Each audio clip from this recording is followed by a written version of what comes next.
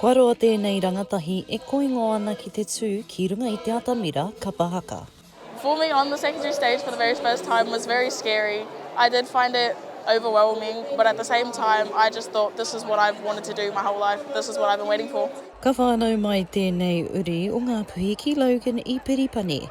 I tērā wiki ka tū ia mo te kura matua o Wainui o Mata ki te whakataitai Kapa Haka kura tuarua āmotu. Since year 7, the start of high school, I've been wanting to do Kapa Haka and get into my culture, learn more about it, but there just wasn't a lot of opportunities nahi te reiria. The opportunities are rare in Australia, and for Meremaraea to learn her culture and be comfortable Māori.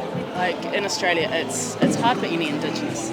E ko ana te ngākau o tēnei māma ki te mātaki I tāna rangatahi e whakatīnana ana I tōna moimoi a Kapa Haka. As a kid, she was shy. She wouldn't talk to people at all. To now, she just loves being on stage, loves performing, comfortable doing interviews like this.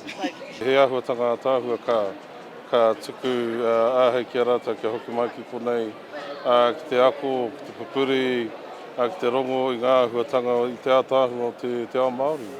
Ora re pai he mea pai ki ai.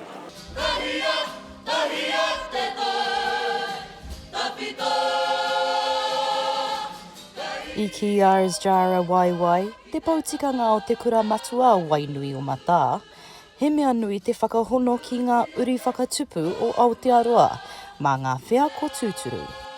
He ao anō te ao Māori ki a rātou nā te mea kāre rātou whai wahi, tō rātou Māoritanga I a rātou tupuana, no reira ka tino tūwhira te hinengaro, ka tūwhira ngā whatu. She gets to go home and just be Māori and be her. It's perfect.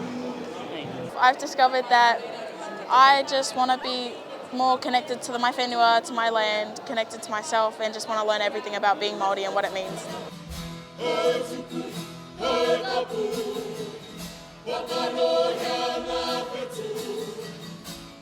Ka hiko I tōna haerenga, kua whakatau a Meremaraea ki te noho pūmau ki Aotearoa. Mai o Hapanapa, ma Aukaha.